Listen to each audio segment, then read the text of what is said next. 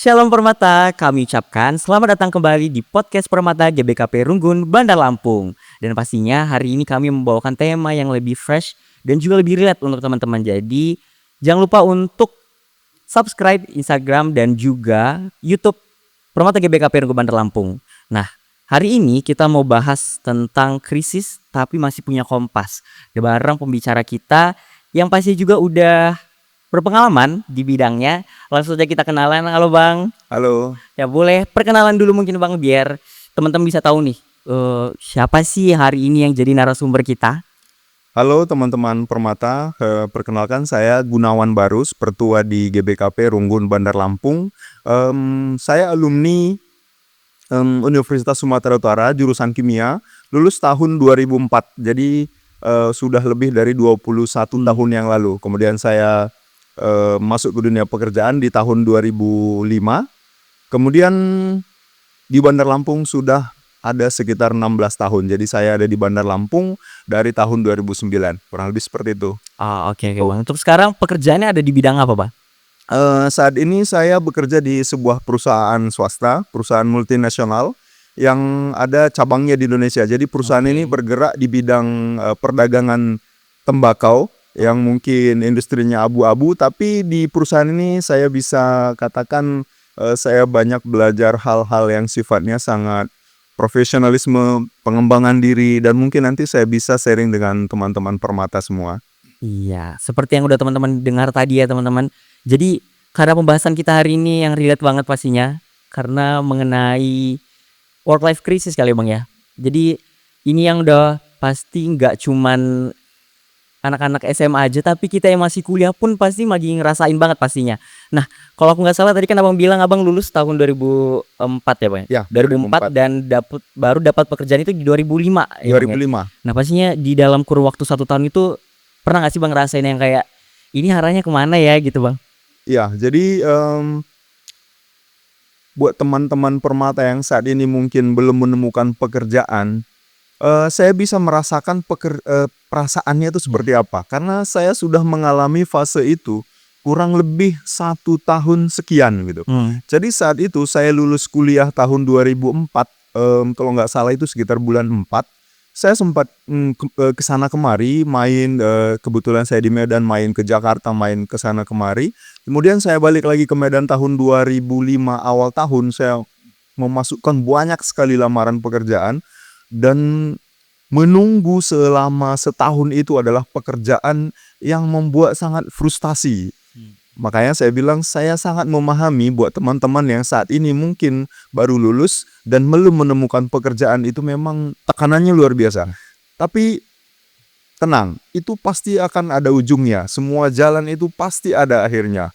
Tetap berdoa, karena saya dulu yang saya rasakan selama setahun menunggu itu, selain ada rasa frustasi, itu kita ada rasa, waduh, lingkungan kita ini memandang kita seperti apa gitu ya. Jadi, tapi berkat sabar, tapi tidak pantang menyerah. Saya pantang menyerah saat itu. Saya memasukkan banyak sekali lamaran, banyak sekali wawancara kerja, banyak sekali panggilan-panggilan, tapi satu pun tidak sesuai. Tapi pada akhirnya saya menemukan tempat yang benar-benar sesuai dengan cita-cita saya.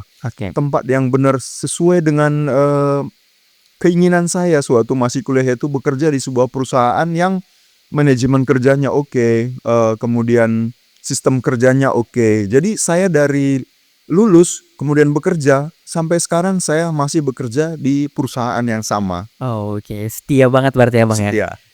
Nah dari yang udah teman-teman dengar tadi kan pasti kelihatan banget ya bagaimana perjuangan abang kita ini untuk bisa mendapatkan pekerjaan gitu. Tapi apa sih bang yang ngebuat abang sampai gigih banget ya aku ngelihatnya, dari perpindahan sampai pindah dari Medan sampai ke Jakarta, sampai benar-benar nge-apply mungkin bisa sampai puluhan kali ya bang ya, karena saking banyak ya, ratusan gitu. Apa sih bang yang ngebuat abang kayak oke aku harus kuat gitu? Apa sih bang? Jadi satu lagi ya buat teman-teman Permata, saya berasal dari latar belakang keluarga yang bisa dikatakan tidak berada. Bisa dikatakan keluarga yang sangat sederhana. Orang tua saya itu menguliahkan saya, mungkin itu adalah perjuangan dengan darah dan air mata. Jadi keluarga dengan penghasilan yang pas-pasan, harus menyekolahkan 3 anak, 2 yang kuliah, saya dan keluarga abang saya itu kuliah, adik saya mungkin tidak kuliah, tapi orang tua saya yang sebagai pegawai negeri yang pada saat itu penghasilannya bisa dikatakan kecil sekali, bisa menyekolahkan saya, berkorban untuk saya sampai mendapatkan gelar sarjana. Jadi saya berpikir saat itu, wah ini saya harus pertanggungjawabkan nih. Bagaimana saya bisa mengembalikan, bukan dalam mengembalikan uangnya secara materi, tapi berpikir bahwa saya harus bertanggung jawab. Orang tua saya sudah all out, sudah tanda kutip itu mengeluarkan segala yang dia punya. Jadi saya harus bertanggung jawab bagaimana saya membuat orang tua itu tidak kecewa dengan saya. Gitu ya Bang ya. Dalam banget ya Bang ya. Ya, Dan aku yakin pasti teman-teman juga merasakan yang sama gitu ya. Walaupun memang keinginan kita udah tinggi banget, tapi memang keadaan yang memang belum mendukung kali ya Bang untuk mendapatkan itu gitu. Nah, selain memang waktu Bang, apalagi sih Bang menurut Abang bentuk-bentuk krisis yang paling sering dialami anak-anak muda permata zaman sekarang gitu yang sampai kita memang belum dapat jodoh pekerjaan tadi kali ya gitu.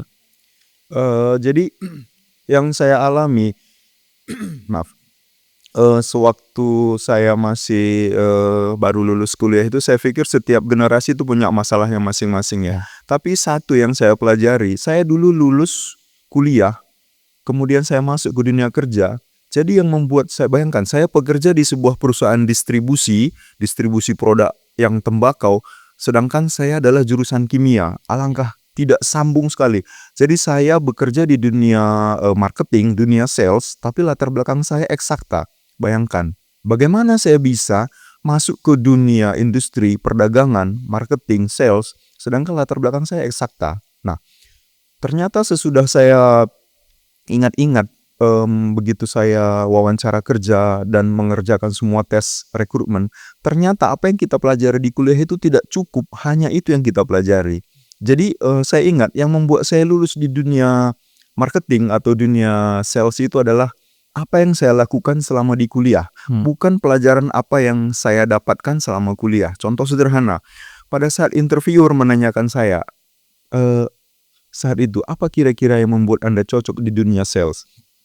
Saya ingat, sewaktu saya kuliah, ada beberapa hal kecil yang saya sampaikan ke pewawancara saat itu. Yang pertama, sewaktu kuliah kami sering melakukan paper ya, zaman sekarang mungkin sudah digital. Zaman kami itu masih menggunakan kertas manual, ditulis atau diketik dengan mesin ketik. Nah, pada saat kuliah itu, setiap mahasiswa itu pasti membutuhkan kertas. Nah, apa yang saya lakukan saat itu? Saya tanyain teman-teman, siapa yang butuh kertas? Kemudian saya beli kertas HVS 1 rim, kemudian saya bagi-bagikan, saya jual per 10 lembar misalnya 100 perak saat itu. Jadi setiap orang 1000. Akhirnya saya mendapatkan keuntungan dari penjualan kertas itu. Nah, itu menarik buat pewawancara saat itu. Artinya saya punya jiwa entrepreneur atau problem solving. Nah, yang kedua yang cukup menarik saat itu adalah saya kan gamers. Pada zaman itu gamers itu masih gamers yang menggunakan PC, bukan game online seperti sekarang. Dulu saya juga suka game itu sampai subuh, sampai jam 4, sampai jam 5. Tapi kuliah saya nggak pernah ketinggalan. Nah, saya membelikan saat itu, kalau saat itu kita menginstal game itu adalah pakai CD. Nah, siapa beli CD harga 30.000 compact disc untuk CD installer. Kemudian saya bagi-bagikan ke teman. Nah, isi di komputermu, install di komputermu, itu 10.000. Akhirnya saya baik modal. Nah, ternyata itu menarik untuk pewawancara itu. Nah, yang mau saya tekankan di sini buat teman-teman yang terutama teman-teman yang masih kuliah adalah jangan hanya berpaku di satu hal selama kuliah. Misalnya saya jurusan sastra nih, saya hanya belajar sastra melulu. Saya hukum nih, saya belajar hukum terus. Nah, coba tingkatkan kompetensi. Apa kompetensi yang bisa saya tingkatkan? Apakah bahasa Inggris saya? Apakah communication skill saya? Apakah influencing skill saya? Dan masih banyak sekali skill-skill lain yang bisa kita manfaatkan, yang bisa kita tambah dalam diri kita, menambah kompetensi kita. Itu akan sangat bermanfaat pada saat kita memasuki dunia kerja. Karena dunia kerja itu tidak melulu hanya membutuhkan pengetahuan kita selama kuliah. Mungkin di beberapa jurusan mungkin iya, seperti kedokteran dan beberapa jurusan yang lain. Tapi seperti yang pernah saya sampaikan waktu kebaktian permata, bahwa dunia kerja itu hanya 20% apa yang kita pelajari di kuliah itu akan kita aplikasikan di dunia kerja. kurang lebih seperti itu. Berarti memang harus ada niat yang tinggi juga berarti ya Bang ya. Jadi kalau memang kuliah pun jangan jadi istilahnya kalau zaman sekarang tuh ada kupu-kupu Bang. Kuliah pulang gitu. Kuliah. Berarti memang ada waktunya juga kita harus ikut organisasi berarti ya Bang ya. Organisasi yang tapi memang membantu life skill kita berarti ya Bang ya. Hard skill gitu ya. Ya, jadi saya mungkin dulu bukan seorang aktivis organisasi ya, saya ingat. Saya seorang pecinta alam saat itu. Saya suka mendaki gunung dan lain-lain. Tapi saya senang orang-orang yang ikut organisasi. Saya lihat orang-orang yang ikut organisasi ini, satu, mereka tuh sangat memiliki kemampuan untuk berinteraksi Ya. atau saling istilah zaman sekarang itu adalah interpersonal skill. Ya. Jadi mereka bisa mengorganisir, mempengaruhi, membuat sebuah acara, menjalankan sebuah acara, memanage sebuah acara. Nah, saya pikir ikut organisasi itu adalah sesuatu yang sangat penting ya. Bukan berarti semua orang juga harus organisasi. Ya, memang. Kita memiliki passion atau memiliki skill masing-masing. Tapi menjadi anggota organisasi atau aktif di sebuah organisasi itu adalah sebuah modal yang besar kalau kita masuk ke dunia kerja nantinya. Ya, oke. Nah, tapi mungkin banyak juga orang-orang yang baru sadar kali ya Bang. Karena aku melihat beberapa kali di internet gitu ya Bang. Orang tuh baru sadar kayak, karena kan kalau di TikTok tuh biasanya ada kayak penyesalan terbesar apa sih yang pernah dilakuin gitu. Dan memang beberapa kali aku melihat ada lulusan-lulusan wisudawan gitu yang sudah wisuda, tapi mereka ini merasa memang nyesel nih gak pernah ikut organisasi ini, nyesel gak pernah ikut ini gitu. Kalau menurut Abang apa sih yang harus dilakuin dari pada saat itu gitu? Karena kalau dibilang pengalaman kan sebenarnya mereka pengalaman kerja itu belum ada berarti ya Bang ya gitu. Tapi Abang melihat dari sisi mana sih yang bisa membuat mereka ini loh ternyata masih ada jalan untuk kamu bisa dapat kerja gitu Bang? Sebenarnya kalau saya lihat ya, saya amati belakangan ini, sebenarnya banyak kebutuhan pekerjaan, tapi sebenarnya yang mengisi itu masih kurang sebenarnya. Sebenarnya posisi yang kita butuhkan di perusahaan itu masih banyak. Tapi mencari kompetensi yang sesuai itu agak sulit. Jujur beberapa kali saya memasukkan di tempat saya bekerja itu dalam posisi referral, Ya. mungkin tanda kutip sekarang ordal ya, tapi di ini dalam ordal itu positif sebenarnya. Saya melihat teman-teman Permata dulu saya masukkan. Tapi begitu saya melihat CV-nya, itu aduh ini nggak akan mungkin lulus. Karena CV-nya itu saya lulus di SD ini, TK ini, SMP ini, SMA ini, kemudian lulus kuliah ini. Terus kita mau evaluasi di sisi apanya? Nah, bagi teman-teman yang tadi disampaikan sudah pada fase saya sudah lulus nih, tapi saya nggak memiliki sesuatu yang bisa saya tampilkan di CV. Coba manfaatkan waktu yang tersisa, misalnya tidak ada kata terlambat. Misalnya saat ini teman-teman kan aktif Permata, coba masukkan, oh saya aktif di pelayanan ini, saya melayani orang sakit, saya ke penjara ini, saya ke rumah sakit ini, menolong orang sakit. Itu bisa dimasukkan ke dalam CV, public service atau social service. Artinya apa? Kita masih punya sesuatu yang bisa kita tampilkan atau bisa kita tunjukkan bahwa kita itu masih dalam hal yang tadi kita masih bisa dalam interpersonal atau dalam melihat problem, atau misalnya di gereja ini kan banyak sekali pelayanan anak-anak, atau misalnya teman-teman keluar, coba entrepreneur. Ada satu teman saya yang menarik loh. Sekarang dia sudah memiliki salah satu jaringan ayam geprek terbanyak dan terlaku di Lampung. Tahu nggak? Waktu dia pertama sekali lulus dari universitas di Jogja, dia rekrutmen ke dalam perusahaan itu. Apa yang disampaikan? Pengalaman dia yang paling menarik. Ternyata di akhir semester dia masih zaman kuliah, ternyata dia jual gorengan. Dan itu menarik untuk perusahaan. Dia menjual gorengan, bikin gerobak sendiri, kemudian produksi sendiri. Nah, kenapa saya bilang menarik? Sebenarnya kalau di sisi dunia marketing atau dunia sales atau dunia penjualan, itu kan sudah ada semua. Yang pertama, produksi. Hulunya kan produksi. Dia sudah bisa memproduksi sebuah gorengan. Sebuah gorengan itu membutuhkan apa aja? Minyak, telur, kemudian macam-macam tepung, menggorengnya. Kemudian dia menjual. Itu sudah memasuki dunia sales. Kemudian gimana supaya laku? Itu sudah masuk dunia marketing. kemudian dia melayani pembeli, itu sudah masuk ke dalam customer service. Nah, maksud saya teman-teman ini jangan hanya berpaku seperti saya sebutkan di awal tadi, bahwa jurusan saya ini. Jujur aja zaman sekarang IP itu tidak menentukan Anda masuk ke pekerjaan apa. Misalnya IP saya 4,00, mungkin kalau ada 4,5, saya bisa 4,5. Tapi apakah itu menjamin kalau misalnya saya langsung jadi manajer di kantor misalnya? Atau misalnya langsung saya diterima di sebuah perusahaan multinasional? Belum tentu, IP saya tidak sampai 3 saat itu. Nah, maksud saya seperti itu tadi. Coba kalau misalnya teman-teman belum memiliki saat ini, aduh saya malas berorganisasi, saya malas melakukan ini, saya malas mendaki gunung. Coba gali, apakah saya masih bisa entrepreneur? Apakah misalnya saya bisa bikin usaha? Apakah usaha saya offline? Apakah usaha saya bisa online? Banyak sekali sekarang itu mengembangkan. Seperti saya sebutkan tadi, pasca produksi, praproduksi, kemudian selama produksi, penjualannya seperti apa. Nah, itu yang perlu kita tekanin, dan di perusahaan-perusahaan yang punya visi masa depan itu sangat berguna. Artinya SDM yang mereka rekrut itu tidak salah, dia punya sesuatu yang bisa dimanfaatkan.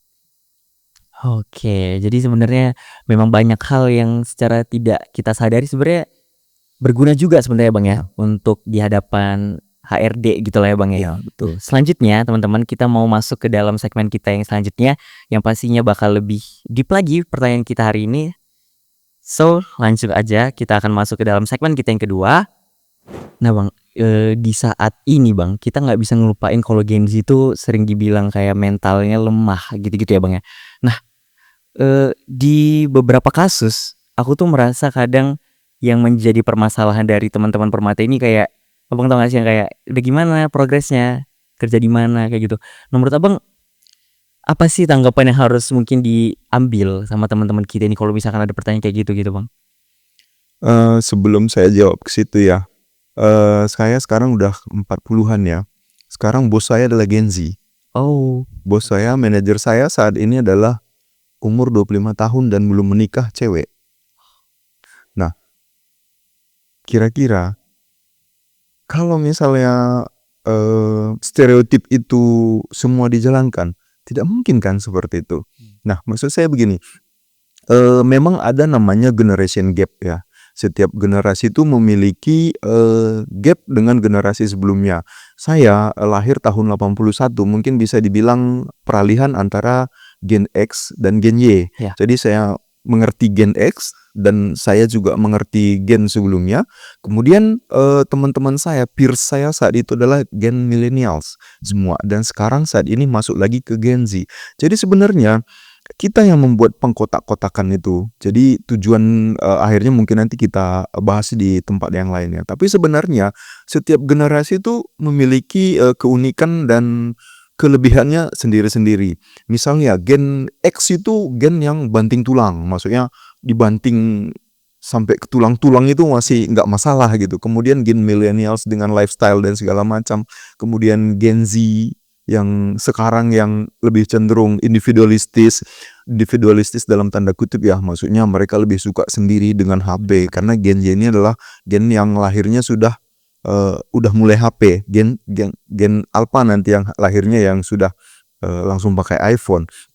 Nah, saya melihat tidak perlu ada stereotip seperti itu. Jadi generation gap, misalnya teman-teman yang merasa millennials, kalian ini generasi yang baru lahir ini tidak punya lembek, generasi strawberry ya, singkatan zaman sekarang itu, penyebutan zaman sekarang, yang kelihatannya menarik tapi sebenarnya lunak. Kalau saya sih tidak setuju ya, walaupun kita memiliki karakter yang berbeda, karena setiap generasi itu memiliki kelebihannya masing-masing. Satu hal yang sangat saya apresiasi dari generasi yang sekarang ini ya, Gen Z ini adalah kemampuan mereka untuk beradaptasi dengan teknologi. Misalnya Gio contohnya. Ya. Saya pada zamannya adalah seorang penikmat teknologi dan pengikut teknologi yang pada saat itu saya termasuk yang canggih. Tahun 2003 saya sudah pakai kamera digital dan segala macam. Saya terpapar internet itu sudah dari tahun 97, internet awal-awal. Saya menikmati pergerakan itu, tapi belakangan kecepatan berpikir saya untuk mengikuti teknologi itu lambat. Makanya saya tergantung dengan Gio misalnya. Saya tergantung dengan Gio dalam hal-hal yang baru. Misalnya di Premiere Pro. Oh, saya lambat ngikutin itu, saya lambat. Tapi di generasi yang sekarang, hal yang menurut generasi di atasnya itu sulit, tapi menurut generasi yang sekarang itu mudah. Jadi maksud saya, kita tidak bisa menjustifikasi atau menghakimi atau menjudge bahwa generasi yang berikutnya ini seperti ini. Biarlah setiap generasi itu memiliki karakteristiknya masing-masing. Apa hal spesifik di generasi itu yang kita berdayakan, itu yang kita tingkatkan. Jangan hanya gara-gara menurut selera kita itu tidak cocok, Ya. ya kita langsung menghakimi, kamu ini lembek. Jadi setiap generasi itu memiliki keunikannya masing-masing. Ya, benar sih Bang. Tapi mungkin di pekerjaan Abang nih Bang, di dalam lingkungan pekerjaan Abang, ada nggak sih Abang menemukan teman-teman kita yang masih Gen Z gitu, tapi selain dari bos Abang tadi lah ya, yang mungkin berbalik daripada bos Abang tersebut gitu. Jadi mungkin yang Abang menemukan Gen Z yang memang sesuai dengan stereotip orang-orang pada saat ini gitu. Dan ada nggak sih Bang saran yang menurut Abang kayaknya memang Gen Z itu nggak boleh kayak gini loh gitu, harus kayak gini gitu, mana Bang? Ya, memang ada beberapa, tapi kebetulan yang Gen Z yang saya temui semuanya karena rekrutmennya mungkin sudah tersaring ya. Ketat Tapi ya Bang ya. di luar mungkin yang perlu saya buat teman-teman Gen Z yang di sini yang saya perhatikan di GBKP juga termasuk kita di sini ya, itu adalah kurang fokus saja sebenarnya. Jadi kalau misalnya kita lihat atau kita targetin, misalnya ini harus selesai jam sekian loh. Nah, itu kecenderungannya agak molor, kemudian curhat di medsos, ini tekanannya terlalu besar, bosnya galak gitu. Ibaratnya dunia tidak mendukung saya gitulah. Jadi memang ini sisi yang disampaikan sebelumnya tadi bahwa tanda kutip generasi strawberry itu. Nah, yang saran saya buat teman-teman yang di sini yang merasa mungkin kurang fokus, kurang bisa ngatur ritme, ngatur timeline, gampang stres, gampang merasa dihakimi, karena merasa gampang dihakimi, gampang frustasi, kemudian curhat ke medsos. Coba lihat dari sisi sebaliknya. Kita dikritik, kita dibilang misalnya kamu lambat, kamu tidak sesuai target. Coba itu jadikan motivasi. Orang mengatakan itu, saya tidak tepat waktu. Berarti kan memang kita tidak tepat waktu. Artinya kan kita memang harus evaluasi. Kamu itu lembek, coba tunjukkan kita dikritik tapi kita tidak langsung jatuh. Kita disampaikan kelemahan kita tidak langsung merasa dihakimi. Saya melihatnya hanya itu, bahwa generasi yang sekarang Gen Z itu memiliki potensi besar, tapi di satu sisi memang ada beberapa hal yang perlu diperbaiki. Satu tadi mungkin kurang struggle, kurang berjuang, gampang menyerah. Nah, itu yang mungkin perlu diperbaiki. Karena banyak sekali Gen Z yang luar biasa. Banyak saya temukan Gen Z yang luar biasa, yang lompatan karirnya itu wow, bukan hanya nyari kerja, bahkan mencapai posisi-posisi yang buat orang itu butuh bertahun-tahun. Karena seperti itu. Berarti memang stop untuk melihat hal yang negatif itu sebenarnya negatif ya Bang. Kadang bisa aja hal negatif yang mungkin mereka anggap negatif itu sebenarnya ada bahan positifnya gitu ya Bang, untuk jadi bahan refleksi kita. Nah Bang, aku mau balik lagi karena tadi Abang udah pernah singgung bagian pendidikan gitu ya Bang. Berarti sebenarnya menurut Abang sistem pendidikan kita ini ada nggak sih yang perlu dirubah gitu? Karena mungkin memang ada beberapa hal yang dari sistem pendidikan kita yang tidak sesuai di dalam dunia pekerjaan gitu Bang. Ada nggak sih menurut Abang? Sebenarnya generasi lama mungkin terlalu menghakimi kali ya. Mungkin dibilang pendidikan zaman sekarang ini begini A, mungkin B. Tapi coba diingat, apakah pendidikan zaman dulu itu juga bagus? Coba lihat, berkaca di kita, orang tua kita, apakah pendidikannya zaman dulu bagus? Walaupun misalnya dikatakan pendidikan zaman kami tidak seperti ini, tapi orang tua kita gampang banget tuh baca hoax, dikirim WA aneh-aneh langsung dipercaya. Ya kan? Nah, pendidikan itu ya menyesuaikan dengan zamannya. Zaman sekarang memang pendidikannya saya lihat di beberapa belakangan ini adalah lebih cenderung ke kolaborasi. Saya melihat di beberapa sekolah itu bagus sekali mereka membuat kolaborasi, membuat video, membuat konten untuk disebarkan di medsos, atau misalnya membuat bermacam-macam teater seperti itu. Jadi menurut saya yang zaman sekarang justru ya memang seperti itulah zamannya. Mereka membuat konten untuk yang di medsos karena dunia kita memang sekarang bisa dikatakan lebih dari 50% itu ada di media sosial. Kita berinteraksi lebih banyak media sosial. Kita tidak bisa menegasikan itu, kita tidak bisa menolak kenyataan itu. Memang orang tua kita zaman dulu atau bahkan saya waktu saya masih kecil, zaman saya masih SMA, ya tidak seperti sekarang. Saya pikir ya setiap zaman itu akan memiliki metode, akan memiliki fokus, akan memiliki tantangan-tantangan tersendiri. Apakah misalnya pendidikan zaman dulu diterapkan sekarang misalnya, apakah cocok ya? Tidak bisa. Saya pikir seperti itu. Oke, berarti memang pendidikan ini sebenarnya nggak ada yang salah berarti ya Bang. Cuman memang bagaimana kita menyikapi dari perkembangan zaman itu tadi berarti ya Bang ya. Kalau misalkan kita ngikutin anak-anak zaman sekarang yang nggak bisa lepas dari handphone, tapi kita ngikutin dari zaman dulu kan kayaknya nggak bisa gitu ya Bang ya. Iya benar sih. Oke, sekarang mungkin untuk last question kali ya Bang ya. Jadi aku merasa memang ini real lingkungan aku sih Bang. Kayak bener-bener udah dibilang hopeless sih tidak, tapi yang membuat hopeless itu adalah karena nggak ada dukungan dari orang lain itu sih Bang. Apa sih tips dari Abang untuk teman-teman kita yang mungkin selagi merasakan tidak memiliki cahaya untuk menemukan pekerjaan ini, apa sih tips dari Abang gitu Bang? Nah, saya sering melihat teman-teman itu zaman sekarang, saya juga memantau medsos ya. Jadi saya aktif di semua medsos, mulai dari Instagram, Facebook,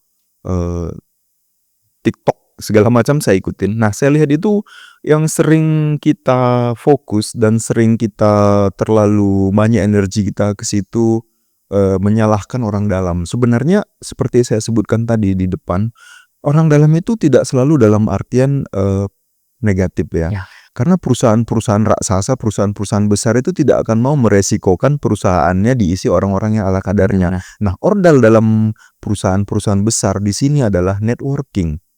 Bagaimana kita menjalin hubungan dengan teman-teman kita, dengan alumni kita, dengan orang-orang yang pernah berinteraksi dengan kita. Zaman sekarang orang mendapatkan pekerjaan itu dari medsos, misalnya LinkedIn. Itu adalah rekomendasi by rekomendasi. Atau bahkan misalnya saya ditanya misalnya, ada posisi yang butuh cepat, ada nggak rekomendasi? Nah, kurang lebih seperti itu. Daripada kita misalnya melakukan rekrutmen yang besar, saya perhatikan ya di dunia pekerjaan seperti itu. Mereka cenderung memilih yang dari networking. Kenapa seperti itu? Contoh sederhananya begini. Kenapa orang yang pacaran itu lebih gampang jadian kalau ada mak comblang? Daripada orang misalnya ketemu di luar atau ketemu di jalan atau ketemu di kampus, aku suka sama kamu, ayo pacaran. Dibanding, itu ada temenku, dia suka sama kamu. Nah, itu relevan dengan dunia teman-teman yang dunia muda saat ini, bahwa orang yang ada mak comblang itu akan lebih cepat jadi. Saya juga dulu kawin dengan istri saya itu karena mak comblang, jujur aja.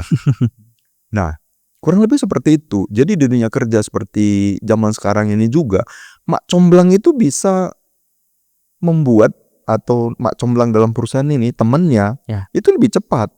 Kenapa lebih cepat? Kalau dia misalnya saya ajak teman saya masuk ke dalam project dengan saya, itu kan kerjasamanya kan lebih cepat. Akan lebih bisa berinteraksi dengan lebih, chemistry-nya ketemu, kurang lebih seperti itu. Jadi saran saya teman-teman yang zaman sekarang ini, cobalah perluas networking, itu yang paling penting. Pertemanan, siapapun yang kita temui, jadikan itu referensi teman, dan kita juga harus seperti itu ke orang lain, bahwa akan banyak sekali kita akan pasti akan merekomendasikan ke teman kita. Ada posisi yang menarik, pasti akan kita rekomendasikan ke teman kita. Jadi teman-teman yang misalnya masih kesulitan tanda kutip, atau teman-teman yang masih saat ini kuliah, coba perluas networking, perluas jaringan pertemanan. Jangan pilih-pilih teman, ini nggak cocok denganku, beda passion, jangan. Coba perluas networking. Oke, itu udah panjang banget ya teman-teman, dari tips dan juga pengetahuan yang baru lah ya buat kita semua.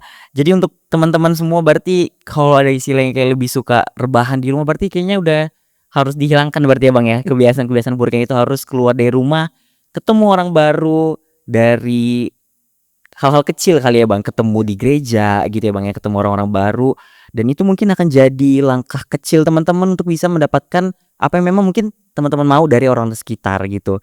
Dan memang jangan juga jadi acuan untuk orang-orang sekitar kita kali ya Bang ya. Kadang kebiasaan orang kawin juga memang karena ada saudara gitu terus ya Bang ya. Tapi memang pentingnya juga untuk mengetahui kemampuan kita untuk meningkatkan kita seperti itu. Nah teman-teman, sekarang kita sudah di penghujung podcast kita hari ini. Jadi jangan lupa untuk selalu dengerin podcast kita dan nantikan juga podcast kita ke depannya. Dan jangan lupa untuk subscribe YouTube kita di Permata GBKP Rungkut Bandar Lampung dan Instagram kita di Permata Balam. So kami akhiri, dadah.